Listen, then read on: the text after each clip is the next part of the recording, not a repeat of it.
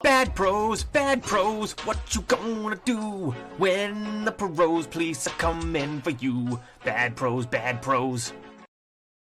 Yeah. Yeah. Gonna fucking police the shit out of this. Yeah. You guys are hard already. Already.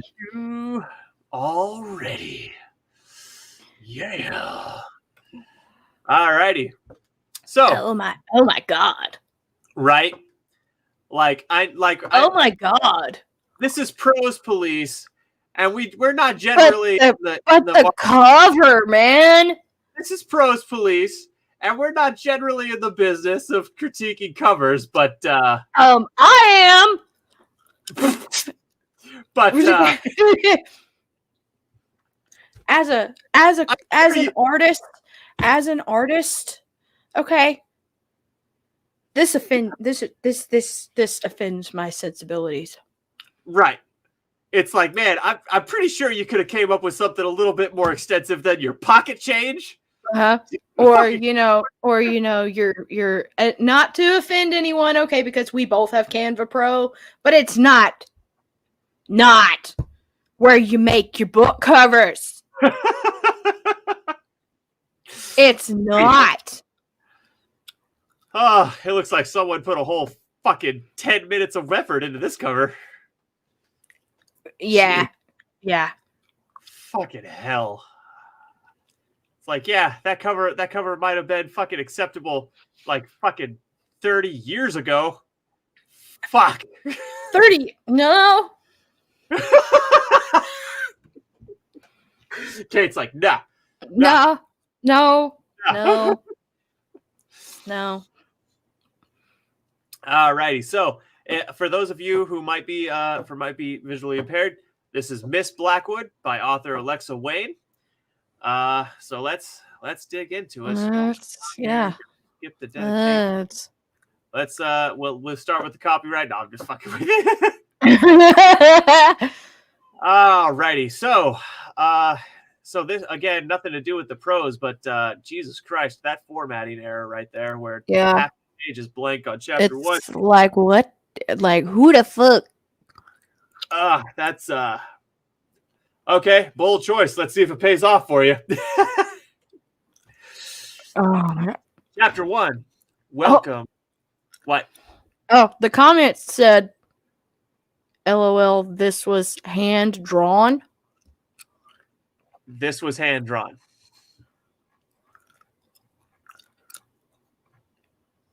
This was hand drawn. See, okay. Was it? Was it really, or are you guys joking? Now, I gotta tell you, if that's hand drawn, it's an amazing piece of art. Mm-hmm. Because I thought this was a photograph with a shitty filter over it. Right. If that was hand drawn, the art is amazing. Right. However, it still looks like shit as a book cover. Because of the damn font. The font, the fucking Lord Impaler wax seal up there. Yeah. It's like, yeah. If that's actually hand drawn, it's fucking impressive. But she drew it on her computer. Yeah. Well, that is impressive. I mean, as art by itself. As art by itself, it's good. As a book cover, it's shit. Right. Yeah. Those two things are not necessarily one and the same. No, they are not. Alrighty. Like I said, it looks like a photograph that someone slapped a shitty filter over. Mm-hmm. So the skill displayed in drawing something that looks that lifelike is impressive. But you got to think about how it looks to people who might think that it was hand drawn. It could have been graded a teensy bit better. And especially, like you said, Kate, that font. Yikes. Yeah, atrocious. Okay, anyways, to the actual prose, because that's what this segment is about. Right. Jesus Christ, we get on. Anyway. All right. North Carolina. See. That's how it's pronounced. Okay, you know what? No, fuck you, Caitlin. No, it is pronounced Raleigh. Raleigh. Because Leigh is Lee. No, fuck you. Hang on. I will not. Which one of us is from the South? Raleigh. Raleigh. Thank you. Okay, you know what? Fuck you. God damn it. I hate Yes, you. please. I'm lonely.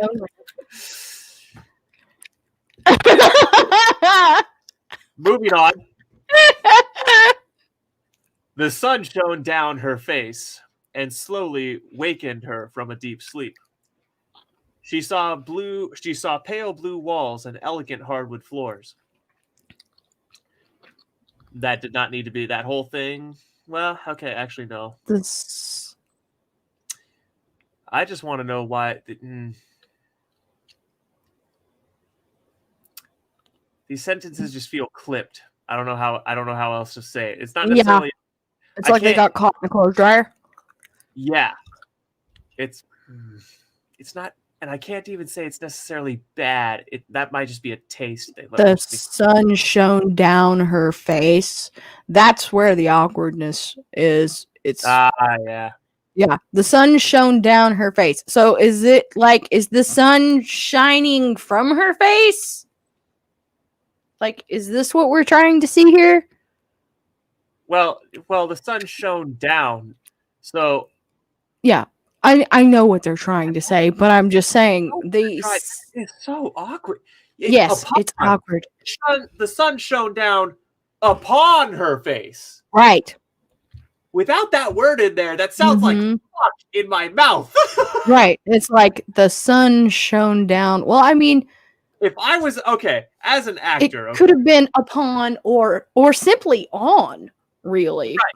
The sun shone upon, the sun shone upon her face, but down upon does have a certain visual, so that's good. But yeah, just the sun shone down. Like I said, as an actor, if you told me to go on stage and perform that line, I would tell you I'm adding the word upon, and you can't make me not do it. Right. Because we can rehearse it this way, and every time we actually get to show night, I will say the word upon. Yes. And everyone in the audience will be glad that I did not say the line as this fucking shitty ass writer wrote. Exactly. Bullshit in my mouth. The sun shone. The sun shone down her face. You're right. That is so awkward. Anyways, moving on. She saw pale blue walls and elegant hardwood floors. The bed sheets were white and incredibly soft on her skin, while the comforter was a bright white with elaborate navy blue embroidery. When she looked around her, she saw tall and wide French windows about 12 feet from where she was lying on her belly in the king-size bed. She brought the comforter to her face and took a good look around, slowly moving side to side, ensuring she was alone. Okay? I'm not going to say any of that was bad. Yeah. I mean, because we get a good idea of the environment we're in. Right. The description's good. The language is appropriately colorful while not being too flamboyant for just describing scenery. But I think my issue is the voice. I'm not liking the voice. It's dry. I don't think that's it. I think it's there's this feminine quality to it that's like, you know that Harry Potter Professor Umbridge. You know Professor Umbridge? Sounds like Professor Umbridge is describing this. And that just makes it sounds like Professor Umbridge if she was real tired and not best pleased. I don't know about that. It just sounds like Umbridge. I don't know about that second. Because it seems kind of because the word that keeps coming to me is it's slightly rote.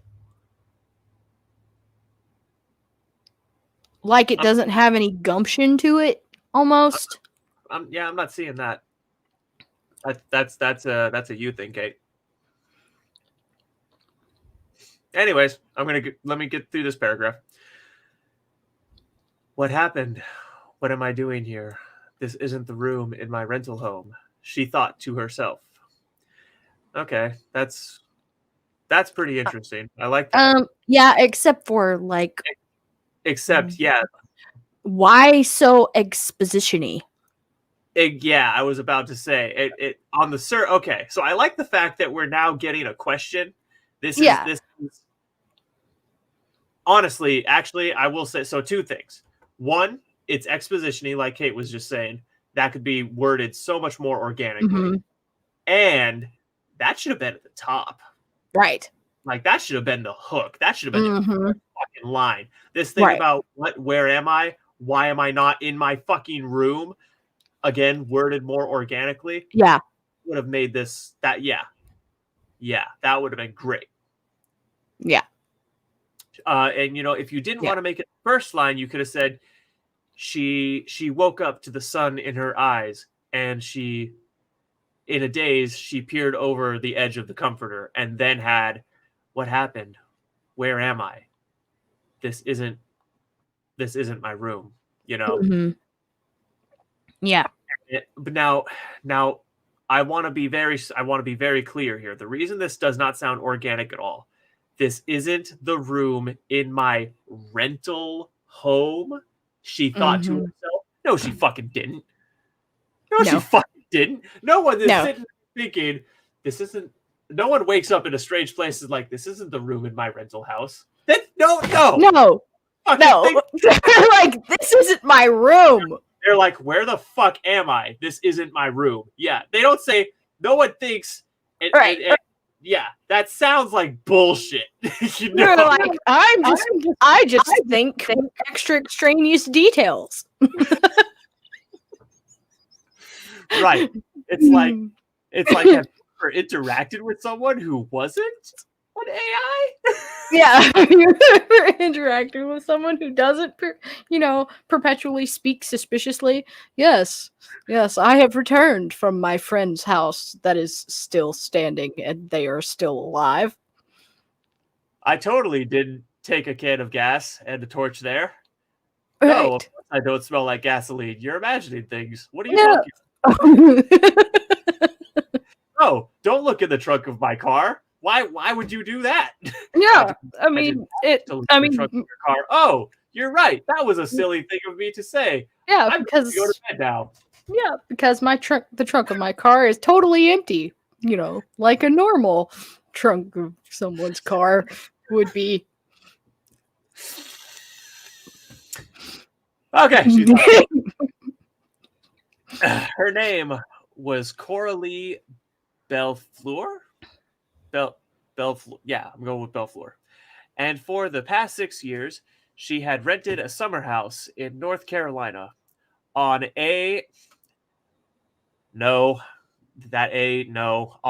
private property, not on a private property. Again, that sounds like fuck in my brain.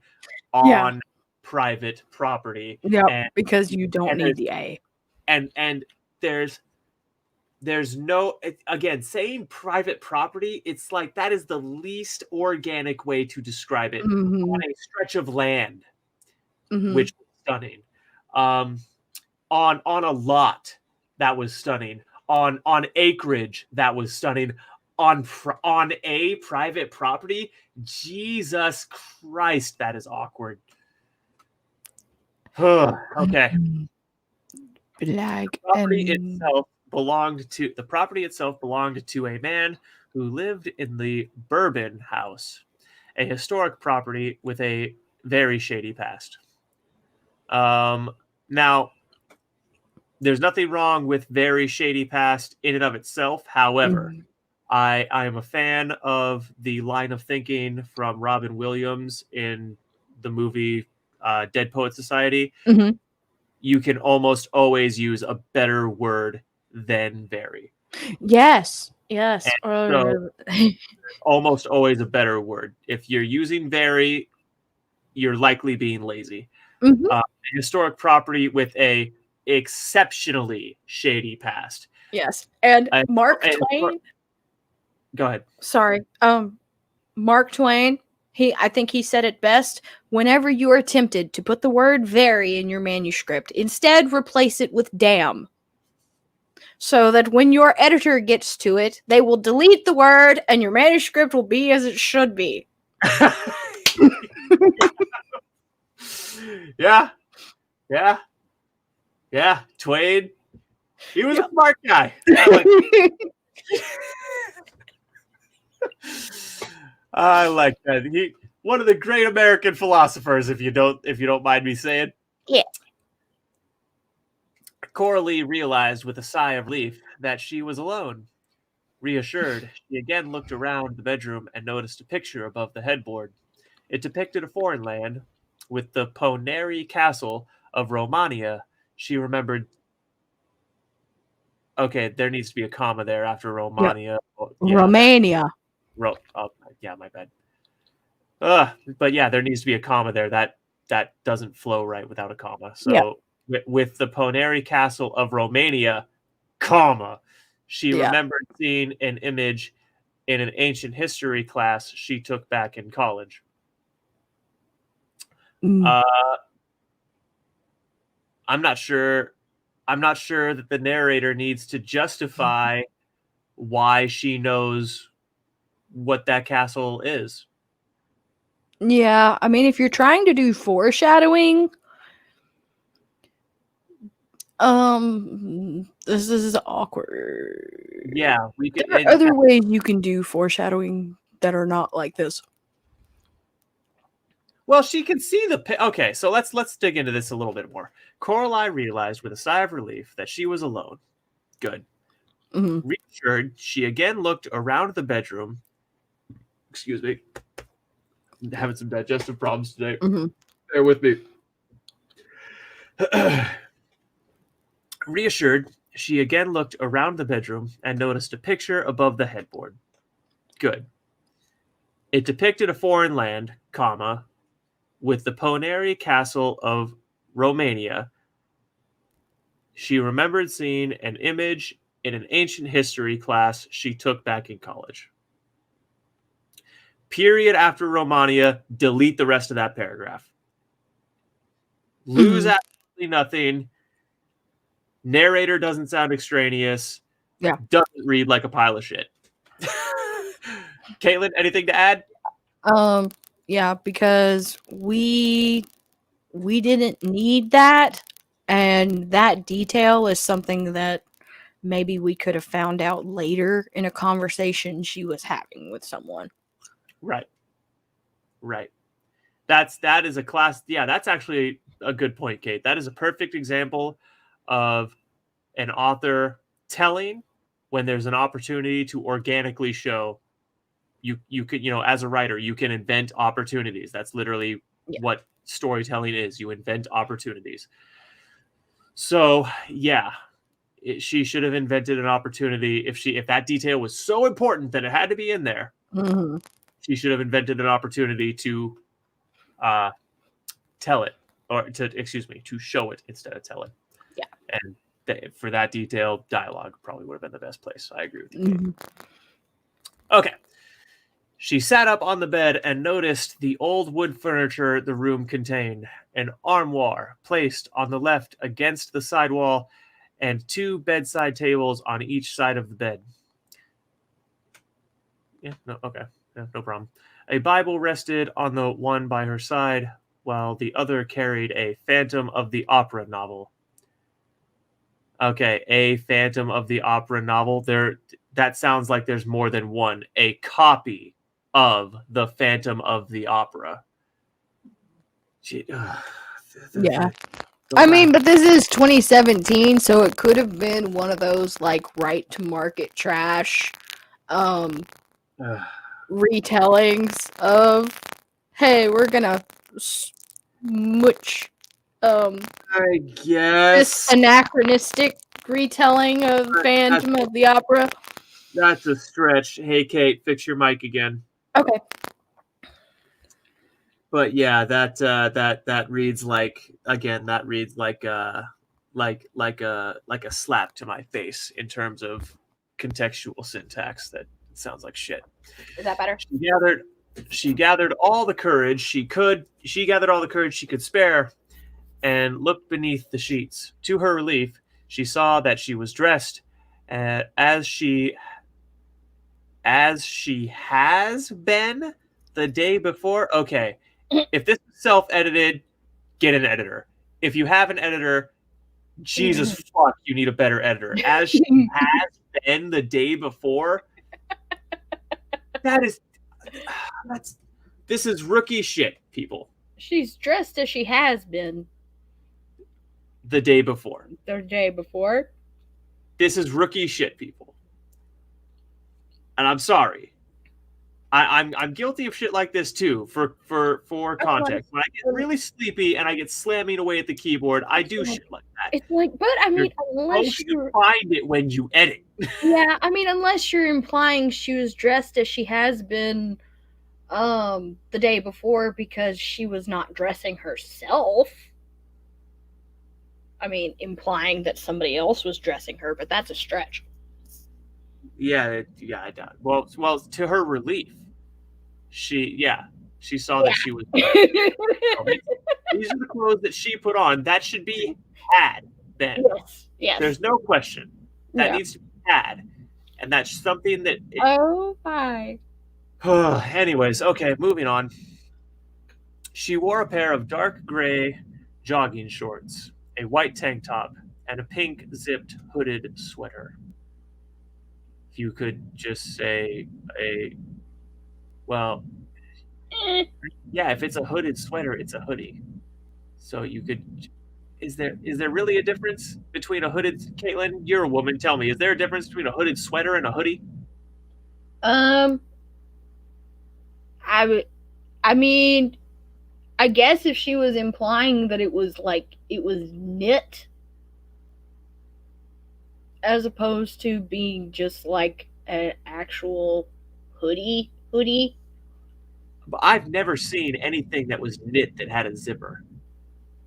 Yeah.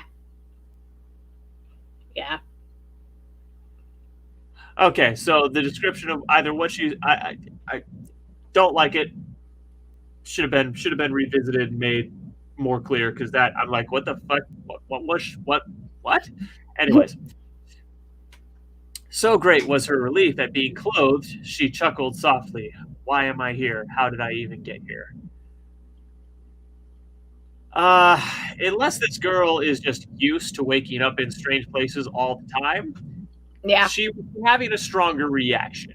Yeah, I mean, but then again, already your characterization is not wooden. So good. It's wooden.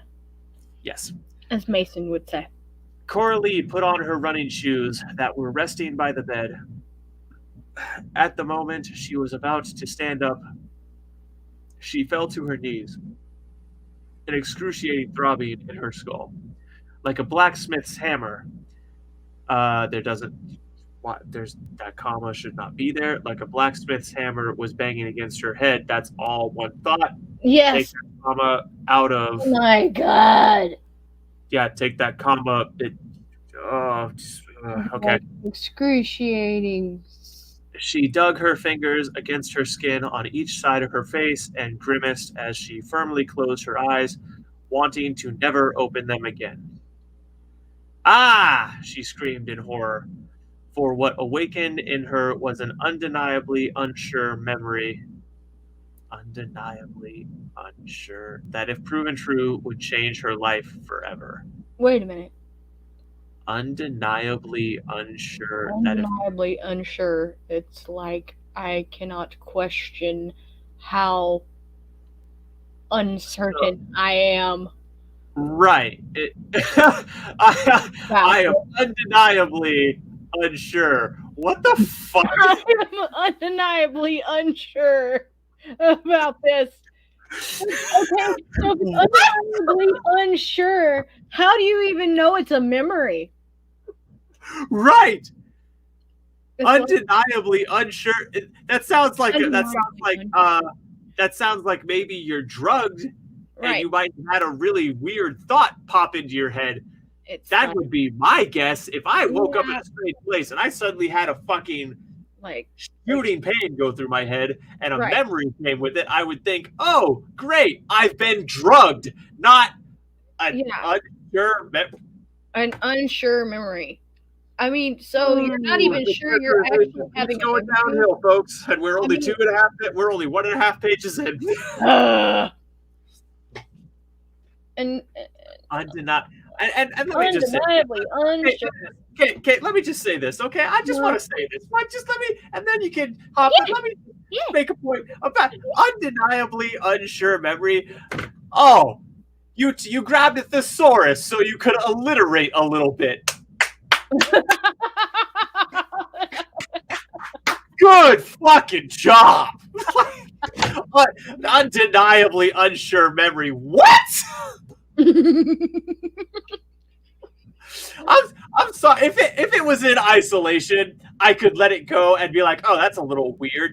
Okay, but sure, they're experimenting with language. Okay, but in the context of everything else I've seen, this person is a tryhard who's like so desperate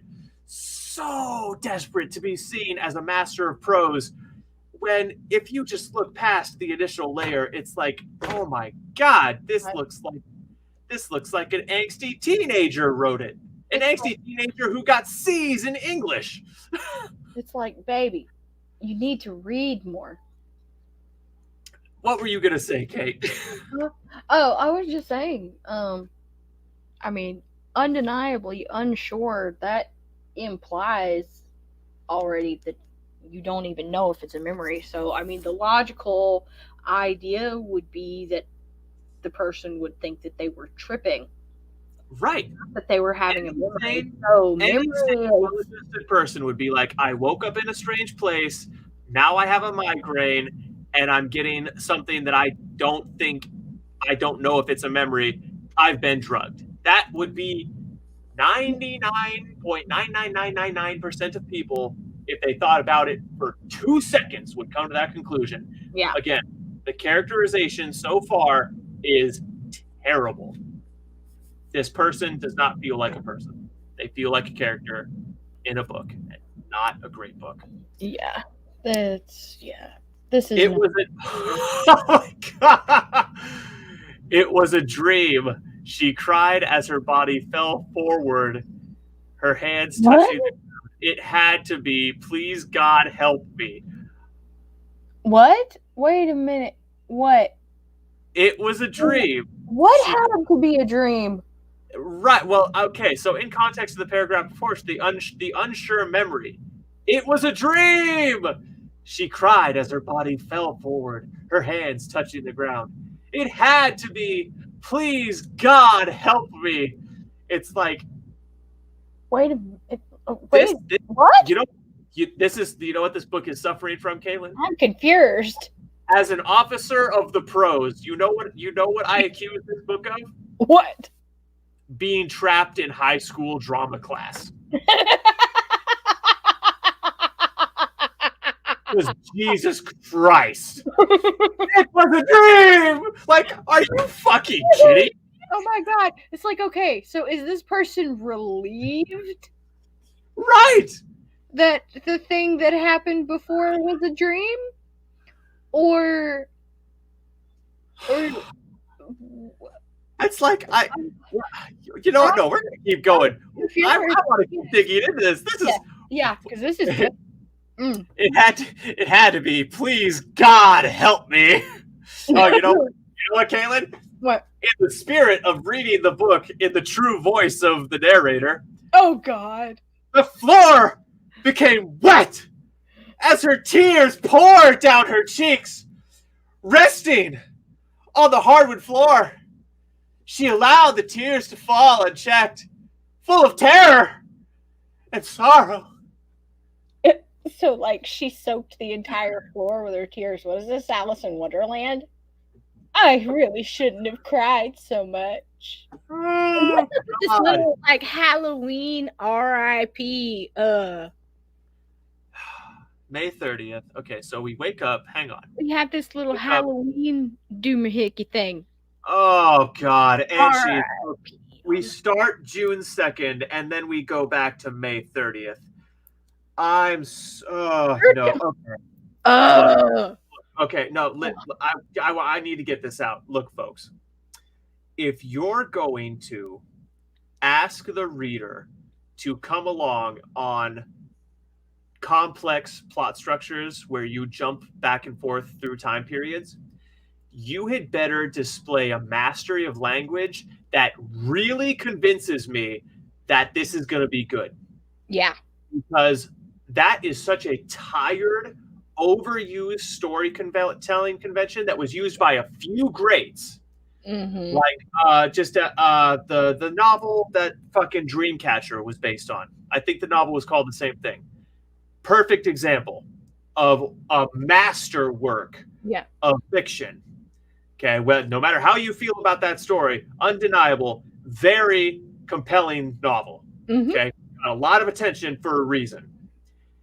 Dreamcatcher? Yeah, that was Stephen King. Yeah. So my point is, it jumped back and forth in time periods because, and he gets away with it because his ability to tell the story is very high. Yes. Very good command of language. And incredible. The demonstrated command of language to this point in the language where we step back 3 days, I am convinced that this was written by someone in high school. At this point, I would close the book, put it back on the shelf, and never pick up anything by that author again. Yeah. As an officer of the Prose, I accuse you and sentence you on the crimes of being locked in high school theater. Caitlin, your verdict? Yeah. My verdict is death too extreme. For crimes against literature and literacy itself, we sentence you to never write another fucking novel. Right. Yeah. We sentenced you to the pillory. So we're going to put you in stocks and allow other authors and readers to walk past and throw rotten veg at you. Because when you... Or just slap you with copies of The Lord of the Rings. Yes. Yes, exactly. Please. Bad prose, what you gonna do when the Prose police are coming for you? Bad prose.